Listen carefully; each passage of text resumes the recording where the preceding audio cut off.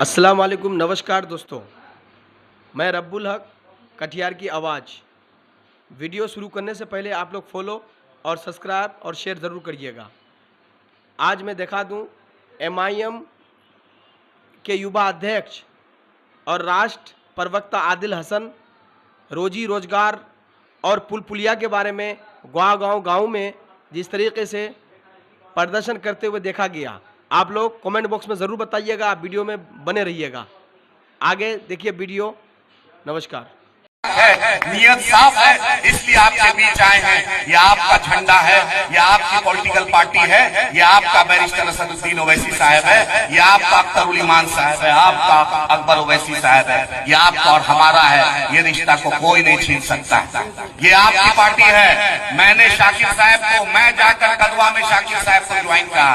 आदिल हसन चाहता है कि कदवा में भी MIM जीते, बलरामपुर में भी जीते, परानपुर में भी जीते, बरारी में भी जीते, हर जगह मजलिस इत्तेहादुल मुस्लिमीन जीते। और जितने भी मौज़्ज़म साहब के दोस्त हैं, जो भी उनके रफीक हैं, आदिल हसन ने 40 कदम आगे बढ़कर मौज़्ज़म साहब को मजलिस इत्तेहादुल मुस्लिमीन में ज्वाइन कराया। मैं वो दिल रखता हूँ। मैंने बोला ये पार्टी है, ये सबकी पार्टी है। जब तक नहीं हम एक होंगे, जब तक नहीं हम मुत्तहिद होंगे, जब तक नहीं हम ताकत बनाएंगे, तब तक हम कामयाब नहीं होंगे। ये मेरा भाई छोटा यहाँ बैठा हुआ है। मैंने बोला, इन्होंने अख्तर उल ईमान साहब के पास गए, ये किशनगंज गए, अमोर गए, सब जगह गए। जब ये पटना आए, अकेले आ गए थे। मैंने आगे बढ़कर बोला, आइए मजलिस इत्तेहादुल मुस्लिमीन में आपका इस्तकबाल है। हम लोग वो दिल रखते हैं, हम वो दिल रखते हैं। वर्षीय 27 तारीख को डंगरा से लेकर बारसोई से होता हुआ आपके बिघोर आएगा, आपके इलाके में आएगा। तो मुझे यकीन है, मुझे अल्लाह पर कि 11 साल जो मैंने मेहनत की, मेरा दाएं हाथ में बैरिस्टर असदुद्दीन ओवैसी साहब रहेंगे, बाएं हाथ में अख्तर उल ईमान साहब रहेंगे। और वो बोलेंगे कि आदिल हसन ने अपना 11 साल मजलिस इत्तेहादुल मुस्लिमीन को बिहार में लाया और अपना हर मजलिस इत्तेहादुल मुस्लिमीन के लिए वक्फ कर दिया। और वो दोनों गवाही देंगे कि आदिल इस मजलिस का कितना बड़ा सिपाही है। हम उसी में खुश हैं। मैं यहाँ MLA MP बनने नहीं आया हूँ। MLA MP बनना होता तो जब लोकसभा में अख्तर उल ईमान साहब 2019 में चुनाव हार गए थे, अख्तर उल ईमान साहब हार गए थे, हम लोग का सबका चेहरा झुका हुआ था। मैं किशनगंज का अख्तर साहब का चुनाव प्रभारी था। सबके आंसू था। 17वां रमजान था जिस दिन जंगे बदर हुआ था। अफ्तार नहीं कर पा रहे थे, पानी पी के, घोट पी के, क्योंकि अख्तर उल ईमान सीमांचल का एक लाल हार गया था।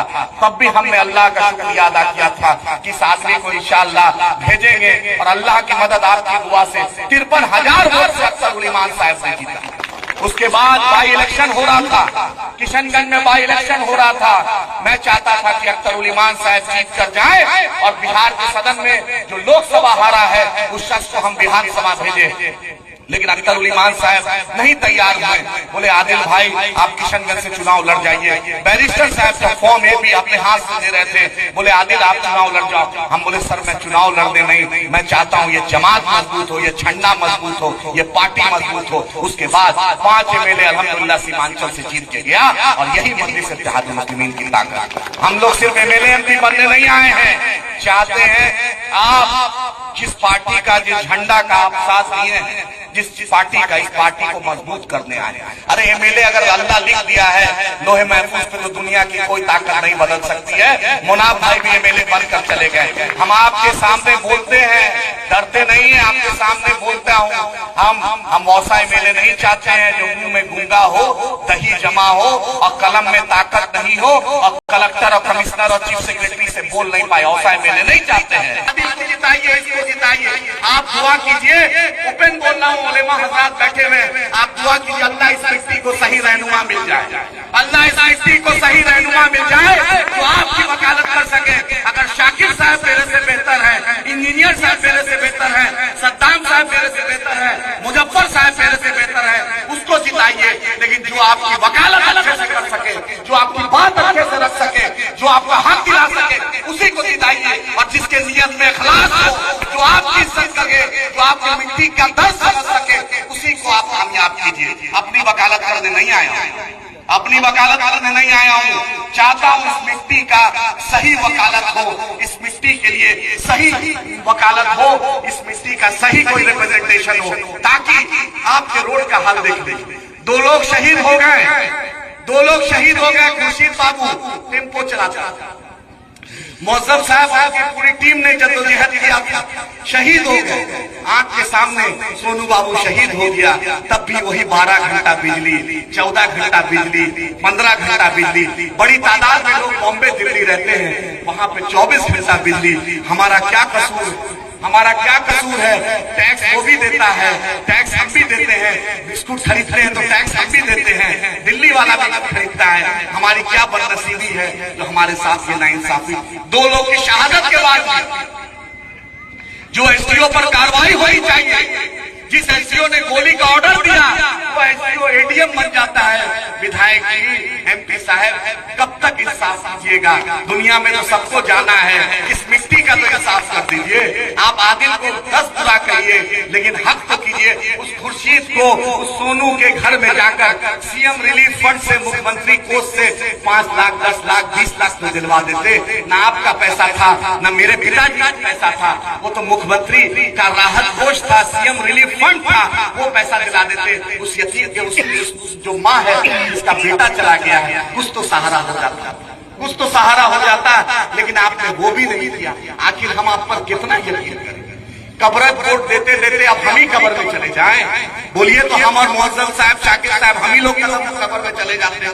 कब तक ये बदमजलिस मुस्लिमीन हम लोग कामयाब होते हैं? वक्त के हुक्मरानों को बता देंगे कि हमारे मुकद्दर का फैसला पटना नहीं मिलेगा, हमारे मुकद्दर का फैसला अब सीमांचल में होगा, आंख से आंख मिलाकर होगा इंशाअल्लाह। 75 साल का हिसाब होगा, 75 साल का हिसाब लेने के लिए हम यहाँ आए। बहुत सह लिए, बहुत हुई झंडा बरदारी, अब लेके रहेंगे हिस्सेदारी। बहुत हुई झंडा बरदारी, अब लेके रहेंगे हिस्सेदारी। ये आपका झंडा है। मैं आज भी मौसम साहब को बोल रहा हूँ, आप मेरे भाई हैं, जितने उनके साथ जो दोस्त आए हैं मैंने पार्टी में लाया है। मेरे से बड़ा दिल नहीं रख सकते आप। जरूर इस नौजवान ने मेहनत की है, पूरी मेहनत की है, लेकिन मैंने ये 4 कदम बढ़े, मैं 40 कदम बढ़ने वाला शख्स आपके सामने खड़ा है। मैं खड़ा हूं आपके सामने, मैंने लाया हूं, मैं लाया हूं। मेरे दिल में कोई कीना नहीं रहता है कि मुअज्जम साहब, शाकिर साहब, मुजफ्फर साहब या सद्दाम साहब आगे बढ़े। मेरे मुकद्दर का फैसला आप नहीं कीजिएगा, मेरे मुकद्दर का फैसला मेरा अल्लाह करेगा, मेरा अल्लाह करेगा।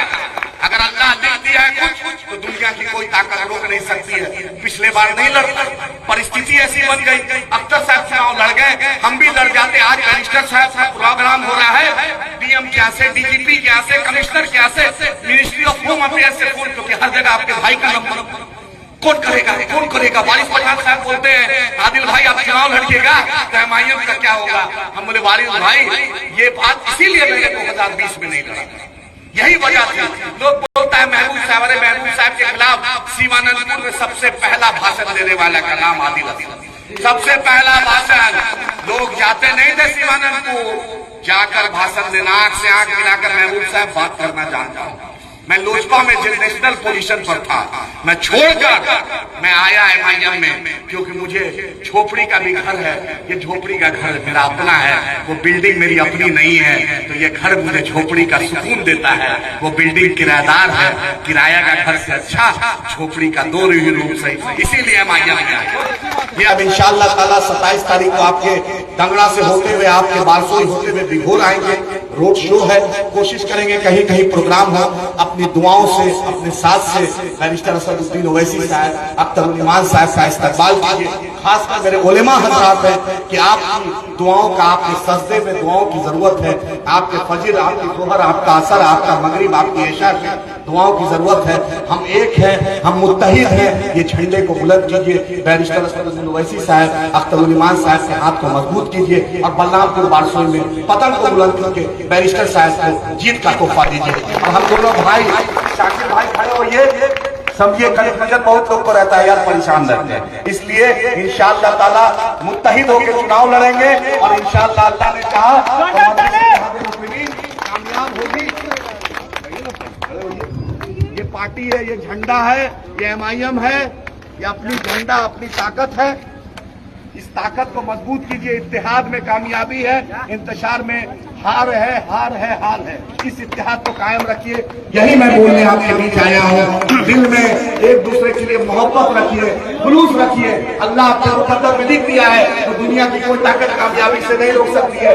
कोई भी चीज को आप अल्लाह असबाब बनाता है। आप दुआ कीजिए, फिर से दुआ कीजिए कि अल्लाह बलराम को मासूम के हक में बेहतर फैसला कराए।